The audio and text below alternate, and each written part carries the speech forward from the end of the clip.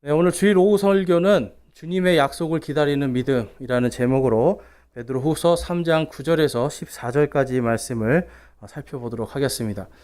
자, 여러분 이 베드로후서 말씀은 계속해서 우리에게 이 하나님과 예수 그리스도 우리 주를 아는 것에서 자라나라라고 말씀하고 있어요. 그래서 이 베드로후서는 우리가 성장을 해야 되는데 어떻게 성장해야 되는지를 계속 말씀해 주고 있습니다. 그래서 저희들이 이제 지난주에 살펴본 게 당나귀의 믿음이었습니다. 그래서 이 진리를 알지만 핍박당하고 진리가 비방당하는 그러한 것의 상징으로 하나님께서 말씀을 통해서 당나귀를 세우고요. 그 다음에 진리를 알지만 핍박하는 자로 당나귀의 주인인 발람을 예를 들어서 보여주신 걸 볼 수가 있습니다. 그래서 여러분 이 마지막 시대가 되면 정말 우리 성도들이 이게 진리 전쟁이 계속 될 겁니다. 그래서 이제 뭐 최근에도 이제 어떤 한 교회에서 어떤 이 복음 집회가 있었는데 이 복음 집회에 대해서 사람들이 너무 말이 많은 거예요. 어떤 그 안에 있는 진짜 복음을 보는 것이 아니라 그 사람이 했던 어떤 말 하나 잡고 그 사람이 어떤 가지고 있는 부족한 거 하나 잡아서 전체 복음을 다 이제 왜곡시키고 공격하는. 그래서 여러분 이제 우리가 이제 이런 시대를 살아갈 때 앞으로는 우리가 어떤 것들을 듣고 보고 할 때 정말 하나님의 말씀으로 그걸 비추어 봐야 됩니다. 지금 그렇게 하지가 않다 보니까 어떤 사람들은 좋다. 나는 그것을 통해서 기쁨을 얻었다. 또 구원의 소망을 갖게 됐다. 그렇지만 또 어떤 사람들은 조금 배웠다는 이유로 자신들이 가지고 있는 지식을 동원해서 그것을 비난하고 욕하고 이제 이런 거를 보면서 참 이 시대가 어떻게 보면 정말 복음 하나도 똑바로 서기가 힘든 시대가 돼가고 있지 않는가 이런 생각을 하면서 많이 안타까움이 있었습니다. 자, 여러분 우리가 이 복음 예수 그리스도께서 우리를 죄 가운데서 구원하시고 정말 죄와 사망의 모든 사슬에서 우리를 해방시켜 주셨잖아요. 이 복음이 이제 정말 우리가 이것을 가지고 기뻐하고 막 뛰어야 되는데 이 복음을 가지고 기뻐하고 뛰는 것이 아니라 지금 사람들이 이걸 가지고 갑론을 막 논쟁을 하고 있는 거예요. 근데 여러분 왜 그런 일이 일어날까요? 그것은 다른 것이 아닙니다. 하나님의 말씀에 써 있는 이 말씀의 기초 위에 올바로 서 있지가 않기 때문에 그래요. 여러분 우리가 이 기초적인 이 하나님의 말씀 위에 올바로 서 있을 때 우리는 하나님의 말씀, 작은 말씀 하나에도 기뻐할 수 있고 작은 것을 보고 감사할 수가 있게 되는 겁니다. 자, 여러분은 하나님의 말씀에 얼마나 기뻐하고 계십니까? 아침에 하나님의 말씀을 딱 읽을 때 기뻐하는 기쁨이 있으세요? 눈을 딱 뜨고 아침에 오늘 하나님께서 주시는 말씀 한번 읽어보면서 정말 기쁘다. 어떤 분들은 그러시더라고요. 무슨 책을 어떤 성경책을 읽는지 모르겠는데 괴로워 죽겠대. 아침마다 이렇게 하나님의 말씀을 보면 전부 다 심판하시고 뭔가 하나님께서 그렇죠? 막 처벌하시고 막 이런 내용들이 있다라는 거예요. 뭐 천사들이 막 와서 막 다 죽이고 막 그러니까 아침에 그걸 읽는데 자기 마음이 괴롭다라는 거예요. 그래서 제가 그랬어요. 그런데 하나님께서 주님의 말씀을 믿는 그 백성들은 어떻게 다루시나요? 하나님을 온전히 신뢰하는 그 백성들은 어떻게 다루시나요? 그랬더니 그 심판을 주시지 않더라고요. 그러더라고요. 그래서 심판이 써 있는 겁니다. 그랬어요. 심판이 써 있고 하나님의 정죄가 써 있는 거는 하나님의 말씀을 온전히 믿고 그 약속을 기다리는 사람들에게는 이 심판이 나에게 오는 것이 아니라 이 심판이 나를 비껴가리라 하는 그 믿음이 있는 겁니다. 여러분 이 구약 시대의 많은 믿음의 선배들 그리고 신약 시대의 많은 믿음의 선배들 이 사람들이 완전했을까요? 우리보다 더 뛰어난 사람들이었을까요? 그렇지 않습니다. 우리보다 더 뛰어나고 더 완전한 거 없어요. 똑같아요. 단지 그들은요 하나님의 말씀 그 약속하신 말씀을 믿고 기다리는 그러한 순종이 있었던 겁니다. 그래서 여러분 우리에게는 이 마지막 시대를 살아갈 때 더욱더 이 진리에 대해서 내가 이 진리에서 한 걸음도 뒤로 물러서지 아니하리라라는 그러한 믿음이 필요합니다. 여러분에게 그러한 믿음이 있을 줄로 믿습니다. 성경은요 언제나 이 진리 안에서 우리에게 하나님 안에서 모든 것들을 질서 있게 그리고 하나님의 말씀 가운데서 기다리고 인내하며 오래 참는 이러한 믿음을 요구하시고 있습니다. 우리 이 땅을 살아가면서요 우리가 가장 무엇을 해야 될까를 생각할 때 하나님의 섭리를 깨달아야 돼요. 하나님의 섭리. 하나님의 섭리라는 건 하나님의 온 우주를 경영하는 경영 원칙입니다. 그게 다 어디 써 있을까요? 바로 성경에 써 있어요. 그래서 성경에는 때로는 이제 우리 앞에 저주와 또한 축복의 이러한 말씀들을 주시는데 그 모든 것들이 전부 다 하나님의 섭리 안에 있기 때문에 우리는 아멘하고 하나님이 하라는 것들을 하고 하지 말라는 것들을 안 하려고 애를 쓰는 겁니다. 자, 오늘 본문 말씀 보시면, 자, 우리 본문 오늘 읽진 않았지만요. 베드로후서 우리 3장 8절 말씀을 한번 보면 다음과 같이 말씀합니다. 그러나 사랑하는 자들아, 주께는 하루가 1000년 같고 1000년이 하루 같다는 이 한 가지 사실에 대하여 무지한 자가 되지 말라. 아멘. 하나님의 이 세상을 통치하시는 섭리에 대해서 무지한 자가 되지 말라라고 말씀을 해요. 그런데 하나님의 시간이 어떻다고 말씀해요, 여러분? 하나님의 시간, 하루가 몇 년이라고요? 1000년 같고 1000년이 하루 같다라고 하는 이 말씀. 우리가 오전에도 봤지만요, 우리가 내가 믿는 것을 하나님이 원해 주시는 게 아니, 하나님이 그 소원을 들어주시는 것이 아니라 하나님의 뜻이 이루어지는 겁니다.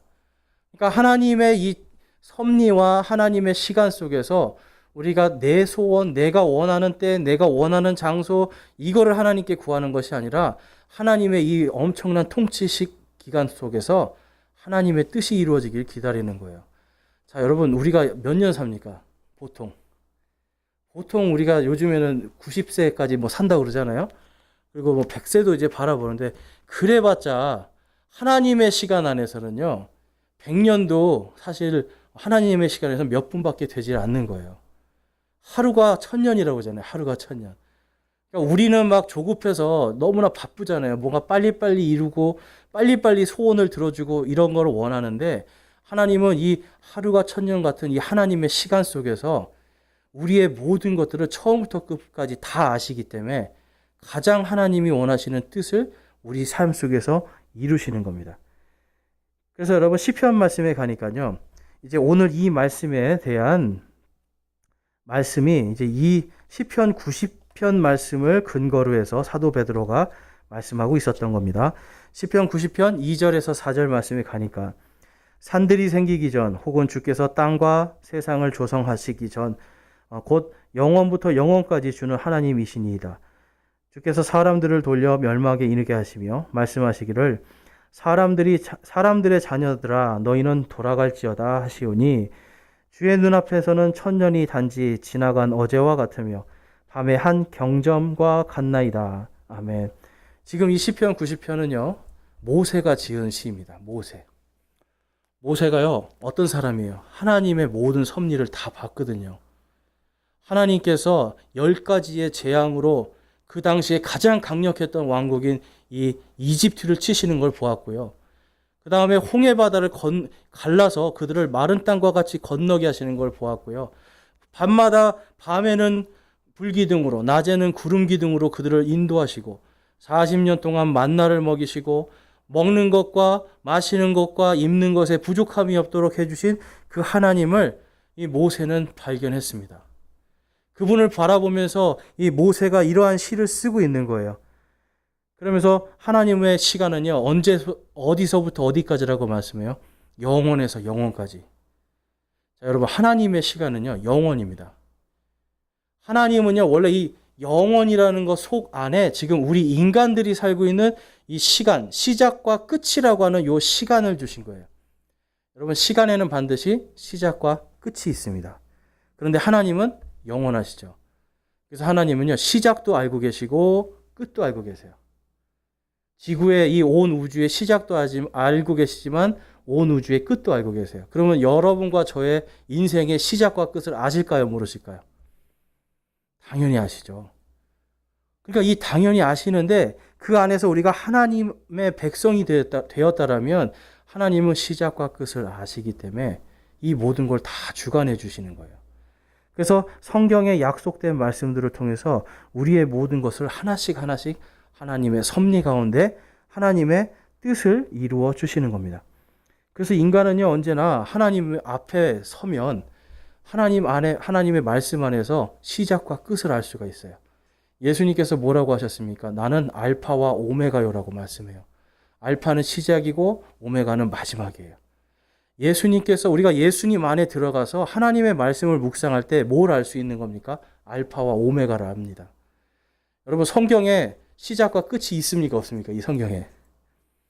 당연히 있죠. 창세기라고 하는 시작이 있고 요한계시록이라고 하는 끝이 있어요. 그러니까 우리는요, 우리의 지금 이 유한한 인생 속에서 어떻게 보면 성경에 있는 지금 인류의 6,000년의 역사를 지금 시작과 끝까지를 다 보고 있고요. 이제 앞으로 다가올, 언제가 될지는 모르겠지만 다가올 끝에 대해서도 우리는 정확하게 알고 있습니다. 그럼 여러분 끝을 알고 있다는 건 뭐가 될까요? 제가 한번 곰곰이 생각해 봤어요. 끝을 알고 있다는 것은 답을 알고 있다는 소리예요. 우리 인생에 여러분 인생에 지금 답이 있습니까? 제가 보니까 제 인생에 제 능력으로는 답을 못 내려요. 그런데 성경에서는 제 인생의 끝이 있대요. 제 인생의 끝이 죽음이라고 하는 끝이 있대요. 근데 이 죽음이라는 끝 뒤에 또다시 영원이라는 시간이 시작된대요. 그래서 우리 형제님이 자주 이제 표현해 주시는 것처럼 이 죽음이라고 하는 끝에 우리가 문을 딱 만나잖아요. 근데 그 문을 여는 순간 어떻게 돼요? 그 다음엔 영원의 세계로 가는 거예요. 근데 성경에서는요, 그 영혼의 세계에 두 가지의 길이 있다고 합니다. 하나는 영원히 하나님과 함께 사는 의와 화평과 기쁨이 있는 하나님의 왕국에서의 영원한 삶이 있고요. 다른 하나는요, 수치와 저주와 영원한 고통을 느끼게 되는 지옥에서의 삶이 있는 거예요. 여러분들이 하나님의 입장이라면 저와 여러분이 어디를 가기를 원하시겠어요? 당연히 하나님의 왕국에서 내가 만들었으니까요. 그렇죠? 내 자녀들이니까 영원한 왕국에서 살기를 원하실 겁니다. 그런데 사람들은요, 하나님의 말씀을 믿지 않아서 죽음이라고 하는 이 문이 있다라는 것 자체, 그 끝이 있다라는 것 자체도 인정을 안 하고 오늘 하루 영원히 살 것처럼 살고요. 하나님에 대해서 전혀 인정하지도 찾지도 않는 그러한 세대를 살아가고 있습니다.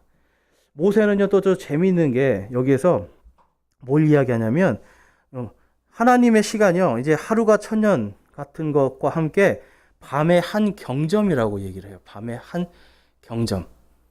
밤의 한 경점이 영어로 가보니까요, as a watch in the night이라고 합니다. 자, 여러분, 시계가 영어로 뭡니까? 시계가. watch잖아요, watch. 그래서 이 시계가 watch인데요, 이 시계가요, 보통, 이게 24시간이 그려져 있는 게 아니라 12시간, 그렇죠? 이 시침이 12개가 있어요. 이 watch라는 뜻은 뭐냐면 바로 이렇게 3시간씩 끊어서 딱 4개의 시간을, 그러니까 네 번의 경점이 돌아가는 것을 이게 하루로 보는 거예요. 그래서 4번의 경점이 돌아갈 때 낮에 하루가 되고요. 4번의 경점이 돌아갈 때 또 밤이 시작이 되는 겁니다. 그래서 여기서 보니까 한 경점이라고 그래요. 그 앞에는 1000년이 마치 어제와 같다라고 그랬어요. 하루 같다. 그런데 여기서는 또 1000년이 뭐라고 그래요? 한 경점은 3시간을 이야기하거든요. 3시간이나 4시간. 그래서 와치. 그래서 이 한 4시간이나 3시간 정도밖에 안 되는 것이 하나님의 시간 안에 1000년이다라고 얘기해요.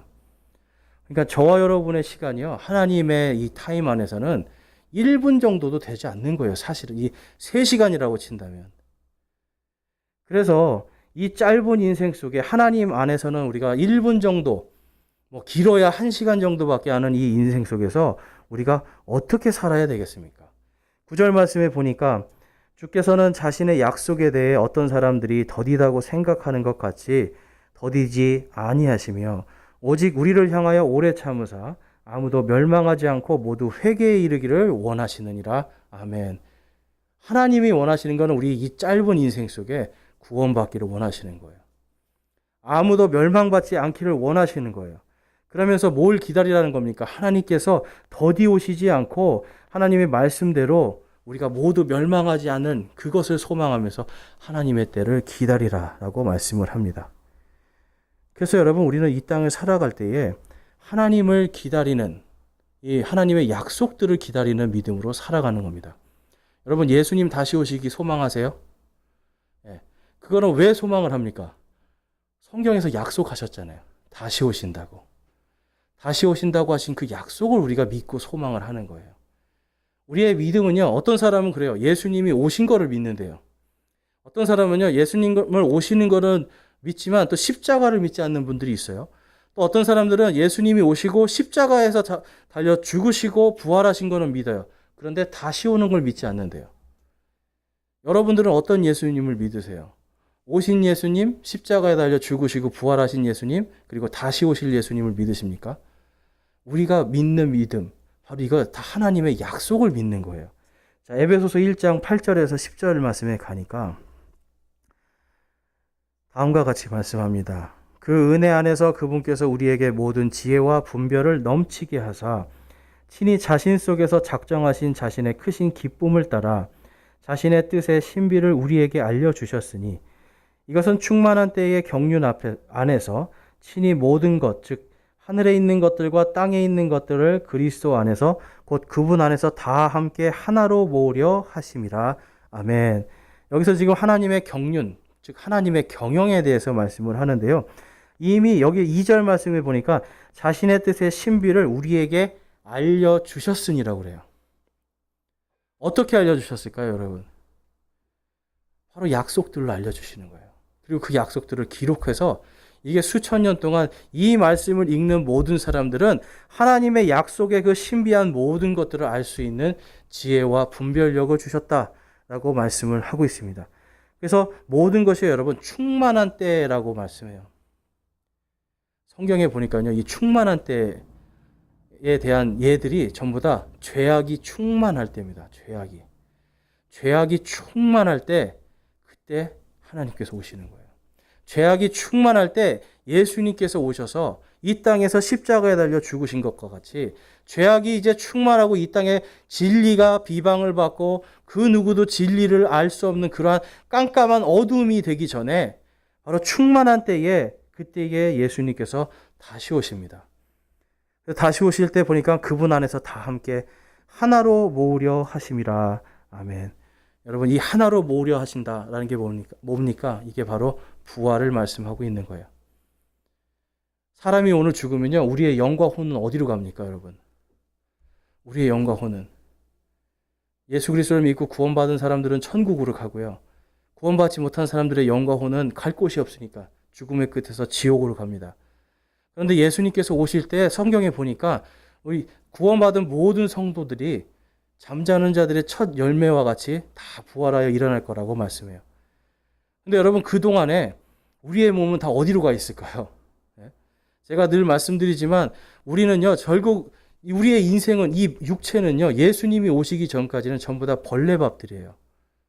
벌레가 먹고요, 벌레가 싸고요. 그럼 이게 다 어디로 가는 거예요? 전 세계 모든 곳으로 흩어져 있는 거예요. 우리의 육신은 사라져 버리는 겁니다. 그런데 예수님께서 다시 오실 때 약속하신 그 약속이 뭡니까? 다시 너희들을 다 모아서 땅의 맨 끝에서 티끌들을 다 모아서 내가 너희를 부활시켜 주겠다라고 약속을 하시는 거예요. 여러분, 이 부활의 소망은 다시 오실 예수님의 약속의 소망과도 같습니다. 그래서 우리가 구원받은 성도로서 이 부활의 소망을 갖고 다시 오실 그분을 소망할 때 우리 안에는요, 세상에 대한 염려, 세상에 대한 욕심과 정욕들이 사라질 수가 있는 거예요. 그래서 여러분, 부활의 신앙, 이 다시 오실 예수님의 이 재림의 신앙이 왜 중요하냐면 이 땅에 자꾸 우리의 마음을 두고 살게끔 하는 그러한 우리 안에 있는 욕심들이 내려질 수 있다는 거예요. 사도 바울이 항상 이야기하는 게 사도 바울은요, 자신이 나의 정욕과 나의 모든 것들이 십자가에 못 박혀 있다라고 이야기합니다. 십자가에 자신을 못 박고 항상 다시 오실 주님을 소망하고 부활의 소망을 가졌던 게 사도 바울이었어요. 자, 그럼 예수님은 과연 어떻게 말씀하시는가? 자, 요한복음 3장 15장에서 15절과 16절을 보니까 우리 보이시는 분들 한번 같이 읽어보겠습니다. 요한복음 3장 15절 16절 시작. 이것은 누구든지 그를 믿는 자는 멸망하지 않고 영원한 생명을 얻게 하려 함이니라. 하나님께서 세상을 이처럼 사랑하사 자신의 독생자를 주셨으니 이것은 누구든지 그를 믿는 자는 멸망하지 않고 영존하는 생명을 얻게 하려 하심이라. 아멘. 하나님의 약속이 우리에게 영존하는 생명을 주시기 위한 거래요. 영존하다는 것은 영어로 everlasting입니다. everlasting life. 그래서 everlasting이라는 것은 존재하는 것을 얘기하는 거예요. 근데 영원히 존재하는 거예요. 우리의 육신이 죽은 다음에 썩어서 사라지잖아요. 그런데 예수님께서 다시 오실 때 성경에서 보니까 사람의 육신이 죽는 것을 멸망이라고 표현을 해요. 멸망. 그래서 예수님께서 하나님께서 세상을 이처럼 사랑하사 자신의 독생자를 주신 이유가 뭡니까? 그분을 믿는 모든 자가 멸망하지 않고 육신이 죽지 않고 모두가 영존하는 생명을 얻게 하려 하심이라. 여러분, 예수님도요, 철저하게 우리가 부활하여서 영존하는 생명으로 그분을 찬양과 영광으로 높여드리고 그분의 왕국에 들어가기를 원하시는 거예요. 여기에는 신분이 높든지 낮든지 부하든지 천하든지 아무런 조건이 없습니다. 하나님은요, 오직 한 가지예요. 저와 여러분을 사랑하셔서 멸망하지 않고 영존하는 생명에 이르기를 원하시는 겁니다. 이것을 하나님께서는요, 여러분들이 태어날 때부터, 어떻게 보면 성경 말씀대로 우리가 태어나기도 전에 태초부터 지금까지 우리가 태어나기 전부터 죽는 그날까지 모든 그 시간들을 하나님께서 바라보시고 그 안에서 하나님의 경륜과 섭리를 우리에게 밝히 보여주십니다. 때로는 태양들과 자연들을 통해서, 그리고 하나님의 말씀을 통해서 우리의 시작이 무엇인지, 내가 어떤 죄인인지, 내가 어떻게 구원받은 죄인인지, 또한 내가 어떻게 다시 살아날 수 있는지를 성경에서 분명히 말씀하고 있는 거예요. 그래서 우리가 지금 여러분 그러한 삶이면 어떻게 살아야 될까요? 우리의 정욕들과 우리의 욕심들 전부 다 십자가에 못 박는 삶을 살아야 됩니다. 베드로전서에 가니까요, 4장 11절에 사도 베드로는 다음과 같이 말씀해요. 하나님의 약속을 믿고 구원받고 소망하는 자들은 이렇게 살기를 원한다라고 사도 베드로가 이렇게 권면을 합니다. 우리 보이시는 분들은 같이 한번 읽어볼게요. 시작. 만일 누구든지 말하려거든 하나님의 말씀을 말하는 것 같이 하고 누구든지 섬기려거든 하나님께서 주시는 능력으로 하는 것 같이 그 일을 하라. 이것은 모든 일에서 예수 그리스도를 통해 하나님께서 영광을 받게 하려 함이니 그분께 찬양과 통치가 영원 무궁토록 있기를 원하노라. 아멘. 하나님께 영광과, 우리 오늘 찬양했잖아요. 모든 영광과 존귀 받으소서. 하나님께 영광 돌리는 삶을 살아야 돼요. 그런데 여기서 말하는 게 첫 번째가 뭐라고 말씀해요? 누구든지 말하려거든 이라고 말씀해요. 말하려거든. 보면 여러분 성경은요, 계속해서 이 말에 대한 거를 많이 강조하세요. 왜 그럴까요? 인간관계는 말에서 시작돼요. 하나님과의 관계도요, 말에서 시작돼요. 그렇지 않습니까? 우리가 예수 그리스도를 믿습니다라고 하는 이 믿음의 고백을 통해서 그 다음에 하나님의 관계가 시작되는 거예요. 주님, 저는 죄인입니다라고 하는 이 믿음의 고백을 통해서 하나님과의 관계가 시작이 되는 거예요. 그래서 하나님은요, 언제나 누구든지 말하려거든 뭐처럼 말하라고요? 하나님의 말씀을 말하는 것 같이 말하라는 거예요. 누구든지 섬기려면 어떤 것으로 섬기라고 말씀하고 있어요? 하나님께서 주시는 능력으로 하는 것 같이 하라고 하고 있어요. 모든 것에 하나님을 인정하라는 겁니다. 여기서 지금 이거 예배드리라는 게 아니죠. 우리의 삶의 모든 순간 하나하나를 하나님께서 하나님의 말씀을 말하는 것처럼 말하고 하나님께서 주시는 능력인 것처럼 우리가 하는 이 모든 것들이 우리 안에서 하나님이 영광 받으시는 일이 생기게 되는 겁니다. 제가 종종 말씀드리지만 제가 예전에 전도사 때 정말 한 사모님이 날마다 모든 것에 하나님께 영광을 돌리시는 거예요. 계란을 부치는데 계란이 너무 잘 부쳐져서 아이고 계란이 너무 잘 부쳐졌네요 했더니 하나님께서 하셨죠. 저희 정말 당황스러웠는데 생각하면 생각할수록 이분이 정말 하나님을 인정하시는 분이구나. 내 능력이 아니라는 걸 얘기하는 거잖아요. 계란 하나 부치고 밥 하나를 해도 내 능력이 아니라는 걸 인정하는 거예요. 하나님이 하셨죠. 어떻게 보면 생뚱맞을 수도 있어요. 분위기에 안 맞을 수도 있어요. 그런데 제가 그분의 말을 생각해 볼수록 느끼는 건 하나님이 하셨구나. 정말. 여러분들 지금 인생 속에서 하나님께서 하신 일들이 얼마나 많이 있습니까? 여러분 손으로 한 것 같지만 전부 다 하나님께서 할 수 있는 능력을 주셨기 때문에 그런 일들이 있는 줄로 믿습니다. 자, 여러분 한번 여러분들 생각해 보세요. 저와 여러분이요, 이 세상을 떠나면 뭐가 남을까요? 우리의 육신이 땅 속에 묻히면, 아니면 화장터에서 한 줌의 죄가 되면, 그 다음엔 이 땅에 뭐가 남을까요? 우리 속담 중에 호랑이는 죽으면 뭘 남겨요? 가죽을 남기고, 사람은 죽으면 뭘 남겨요? 이름을 남기죠. 이름을 남긴다는 건 뭔가 그 사람을 생각한다는 거거든요. 그럼 여러분들의 부모님을 한번 가만히 생각해 보세요. 여러분의 부모님들을 생각할 때, 떠오를 때 그분들이 하신, 그분의 얼굴이 선명하게 보여지기도 하지만 주로 그분이 하신 말씀들이 이렇게 기억이 나요. 그렇지 않아요? 그 사람이 남기는 말이 기억이 납니다. 여러분들은 만약에 여러분들이 돌아가신 분들이 있다면 부모님 말고 뭐 친구나 어떤 분이라도 한번 상상해 보세요. 그 사람의 말이 어떤 말이 기억이 납니까? 어떤 분은 보니까 부모님을 생각하면서 어떤 말 하시는 게 제일 떠오르세요? 그랬더니 빌어먹을 잡것이래요. 부모님이 한평생 하신 말이 빌어먹을 잡것. 그러니까 부모님을 떠오르면 눈물이 나는데 빌어먹을 잡것이라는 소리가 계속 돌리는 거예요. 그분이 남긴 말이 뭐예요? 이 땅에 빌어먹을 잡것이에요. 근데 여러분 한번 예수님을 생각해 보세요. 예수님을 떠올리면 예수님은 무슨 말을 남기셨을까? 예수님이 하신 말씀들을 한번 생각해 보세요. 사실 그 말씀들을 통해서 우리는 예수님을 알 수가 있잖아요. 그래서 예수님의 이 말씀 중에 여기 한 가지 보면 요한복음 14장 27절에 예수님이 이렇게 말씀해요. 유언과 같이 내가 너희에게 평안을 남기노니 곧 나의 평안을 너희에게 주노라. 세상이 주는 것과 달리 내가 너희에게 주노니 너희는 마음에 근심하지도 말고 두려워하지도 말라. 아멘. 예수님이 이 말씀을 남겨놓고 가신 거예요. 만약에 저와 여러분이요, 이 말씀을 여러분의 자녀들에게 계속해서 말씀을 통해서 남겼다라고 생각해 보세요.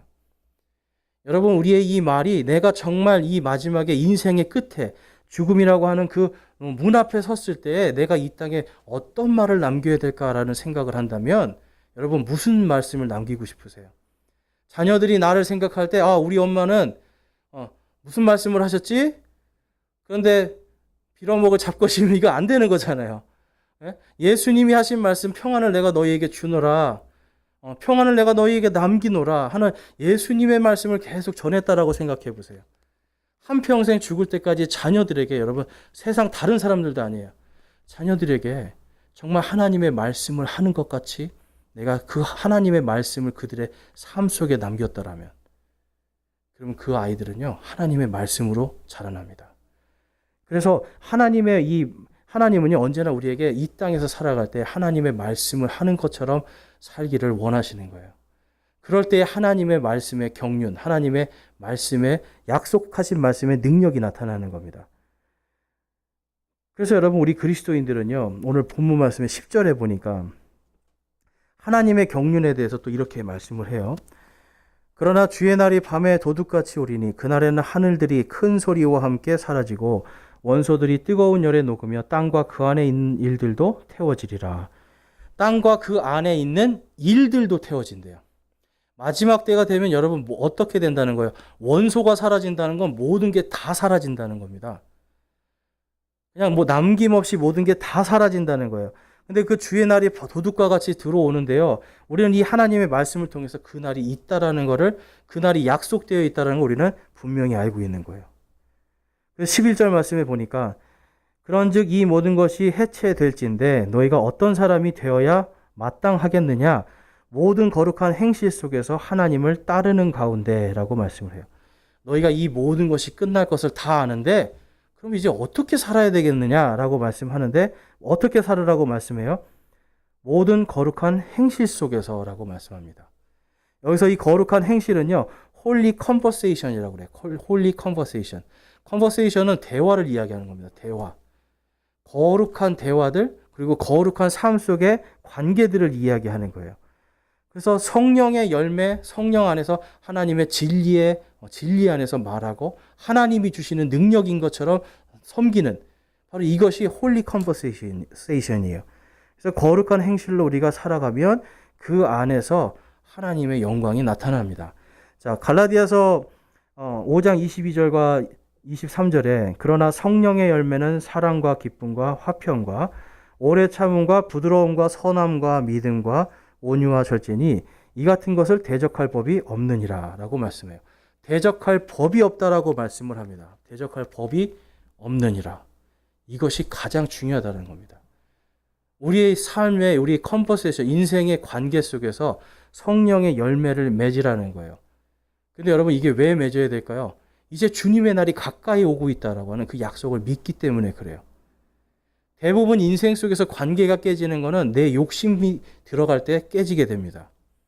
그래서 그러한 욕심들을 다 십자가에 못 박아 버리고 이제는 예수님께서 다시 오신다는 그 약속을 믿고 그것을 소망하면서 성령의 열매를 맺기를 더욱더 노력하라는 거예요. 자, 에베소서 4장 말씀에서는 4장 29절 말씀에서는 부패한 대화는 결코 너희 입 밖으로 내지 말고 오직 덕을 세우는 데 쓸 좋은 것만을 말하여 그것이 듣는 자들에게 은혜를 끼치게 하라라고 말씀합니다. 그러니까 은혜가 끼치게 말을 하라고 계속 말씀해 주는 거예요. 그래서 본문 말씀에 다시 돌아가 보면 11절과 12절에 보니까 이제 그 모든 행실 속에서 하나님을 따르는 가운데 하면서 12절에 하나님의 날이 오기를 기다리고 서두르라. 그날에 하늘들이 불이부터 해체되고 원소들로 뜨거운 열로 녹으려니와 라고 말씀하면서 다시 한번 이 땅의 마지막 끝에 있을 하나님의 심판에 대해서 말씀하고 있어요. 이 땅에서 아무리 우리가 욕심부리고 높은 탑을 쌓아도 다 어떻게 될 것들입니까, 여러분? 하나님 예수님께서 오실 때 모든 게 다 불타서 사라질 것들이에요. 원소가 사라진다는 건 여러분 그냥 이게 완전 핵폭탄 같이 빵 터진다는 거예요. 다 사라지는 겁니다. 흔적 없이. 그래서 이렇게 흔적 없이 사라지는 것인데요. 여기에 보니까 하나님의 날이 오기를 기다리고 서두르라라고 말씀을 해요. 그러니까 이제 기다리라는 말은 알겠는데 서두르라라는 말씀이 있어요. 근데 이 서두르라라는 말씀이 이제 헬라어로 가서 보면 이게 열망하라라는 뜻이 돼요. 열망하라. 그래서 여기서는 이제 서두르라는 그 영어 단어를 그냥 서두르라고 했는데 사실은 진짜 원래 뜻은 열망하라는 겁니다. 그러니까 속히 그것을 열망하고 기다리라라는 말씀이에요.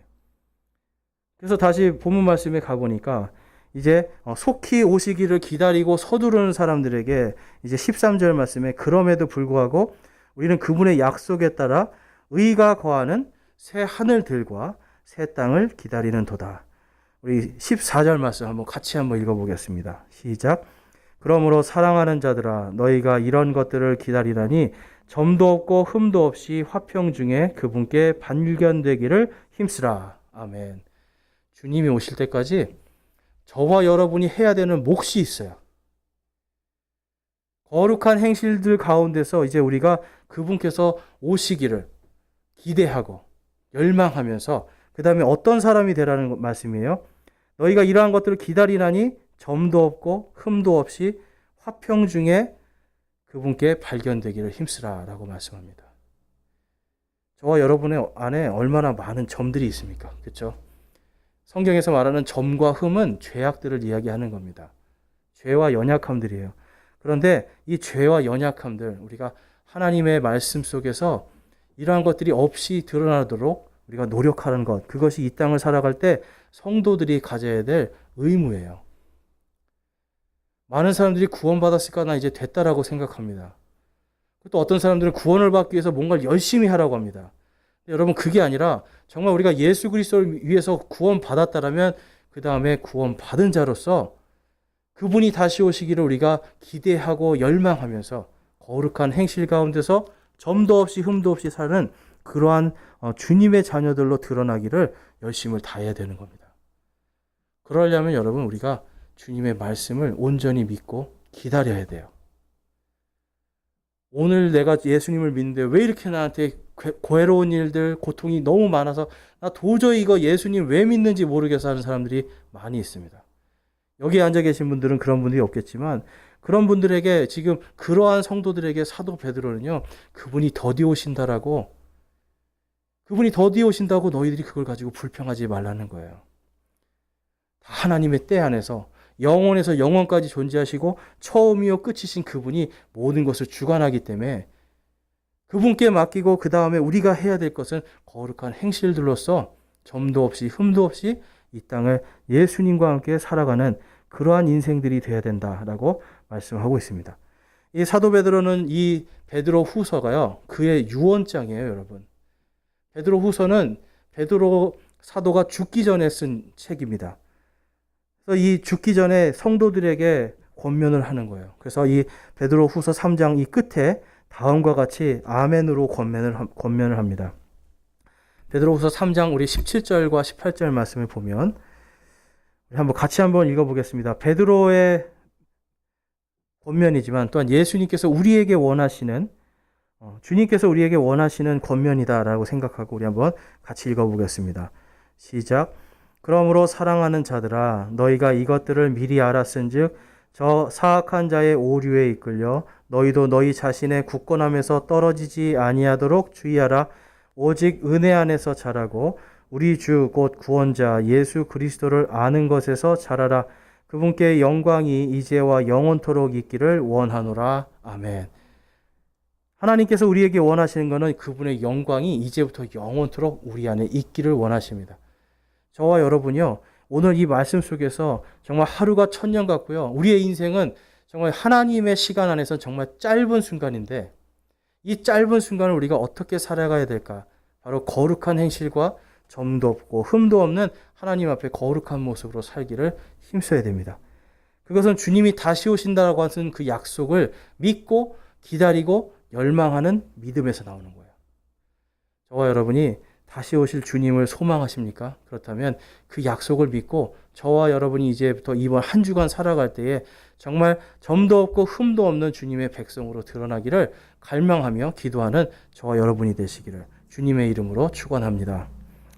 오늘 이 시간 함께 우리 결단하며 기도하겠습니다. 결단하면서 기도하실 때에 하나님 앞에 여러분 이 짧은 인생 속에서 지금 어떤 것을 위해서 여러분의 시간을, 여러분의 노력을, 여러분의 능력을 사용하고 있습니까? 정말 하나님이 주신 능력인 것처럼 살고 있습니까? 아니면 하나님의 말씀을 말하는 것처럼 말하고 있습니까? 여러분 우리의 이 삶 속에서 우리는 이 시간, 짧은 시간을 무엇을 위해서 또한 어떻게, 누구를 위해서 또한 왜 살고 있는지 우리 이 시간 고민해보는 시간 되기를 원합니다. 다시 오실 주님이 정말 이 짧은 찰나의 순간에 밤의 한 경점과 같이 정말 순식간에 이제 언제 도둑과 같이 임할지 모르는데 우리는 과연 그날을 기대하고 열망하면서 준비하며 살고 있습니까?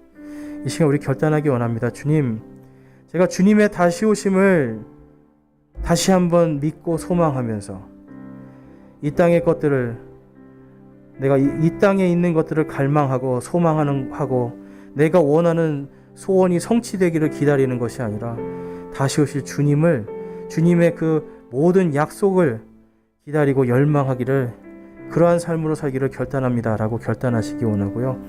여러분의 인생에서 아직도 내가 언어, 말과 행실에서 거룩하지 못한 것이 있다라면 이 시간 고백하기 원합니다. 주님, 제가 그렇게 살았습니다.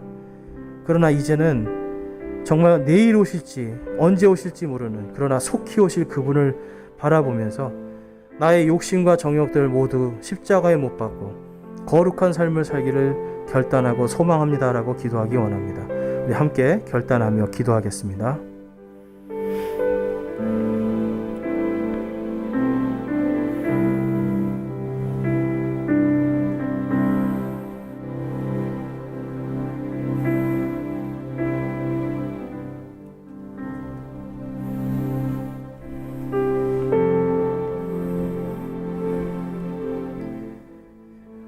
오늘 혹시 이 가운데 정말 내가 이제 지금까지는 나의 이 거룩한 하나님께서 명령하신 거룩한 행실이 아니라 내가 지금까지는 정말 나의 유익을 위해서 나의 욕심과 정욕을 위해서 말하고 모든 것을 내 능력으로 하려고 하고 정말 내 인생이 영원할 것 같이 살고 때로는 하나님 없는 것처럼 살았던 그러한 시간들이 있었는데, 내가 이제는 정말 하나님께서 약속하신, 주님께서 다시 오시는 그 약속의 말씀을 기다리고 열망하며 내 모든 것들을 십자가에 못 박고 거룩한 행실로 살기를, 거룩한 말과 행동으로 살기를 소망하고 결단합니다 하는 분 있으면 손을 들어서 하나님께 마음을 드리겠습니다.